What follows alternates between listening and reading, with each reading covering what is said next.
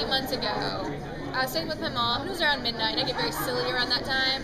And I was like, wouldn't it be great if I dressed up as Nathan from Firefly and Captain Malcolm Reynolds?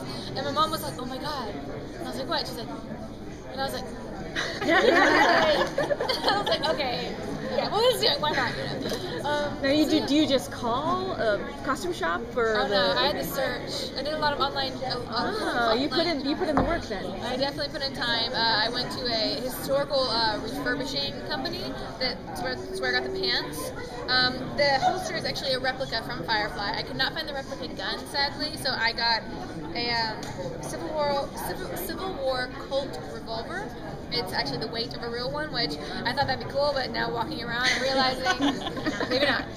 The shirt I got from JJ Bean or something Bean. Hello, there we go. Yeah,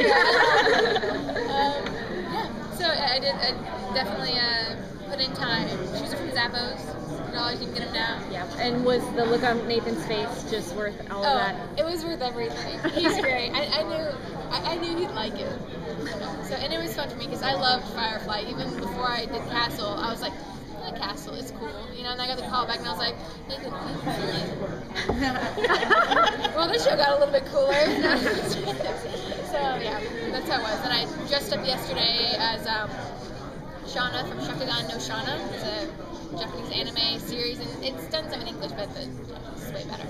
And that was fun because I had red contacts in, and I was walking around the floor thinking I was all incognito with my like samurai sword, but then people still came up to me, and I'm like, really? Okay, I guess it's like a beacon, some red hair. Well, she's applying. Are we going to see you on the show less often then? Or? Gosh, I hope not. I'm taking that I'm at Comic-Con as a good sign that I'll be here a little longer. I don't think I've done anything to make anyone upset. I think they all like me. But yeah, she's applying. I mean, she seems to really like this boyfriend. And that's one thing is like Molly Quinn that I'm not really into. I'm like, date around. Don't do it. You're 17. Come on, honey. Alexis, it's not go there. But she's trying it out. And I think it may just be an attempt to get more attention from my dad now that he's so focused on, Detective Keith and Beckett. That's my personal opinion. So, but she's not bluffing, so we'll see what happens. I think if she emulates anyone, it's Lady Parrish. I think she goes for the medical side of things. That's just a personal opinion. I think that, especially as episodes, and she might have it first, like Detective Kate Beckett. I'm sure she loves her as a strong woman, but she's been putting my dad in danger, and my dad is my life. He's who I've taken care of. He's almost my son.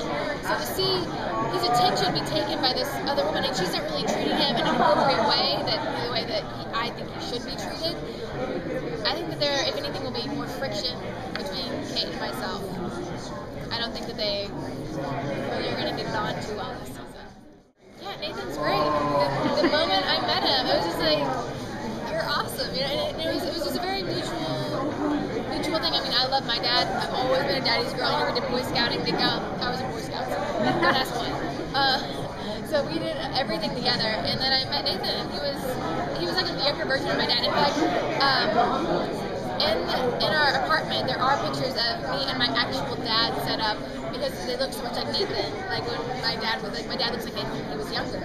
So yeah, he's a wonderful guy, and it's funny.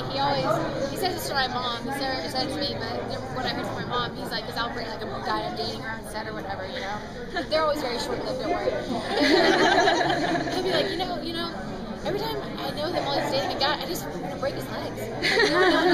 Like that's what he says. So he's very. I go to him for advice. He's a lovely guy. I'm very loyal to Nathan. She wants to, but now I think that's another source of friction is that she wants to branch out on her own. But now that her dad is taking all this unnecessary risks, it's like, God, I still have to be here and watch you like a 3-year-old, and you're not letting me, which is even scarier. And I think that it's scary. scary for her. And so, yes, she wants to branch out. She wants to be a woman. And in a way, she can't really because she realizes she has to take care of her dad, which she loves to do. But at the same time, it's like, come on, you know, like she has no reassurance. And now her base is becoming very shaky, and that's not comfortable for anyone. So.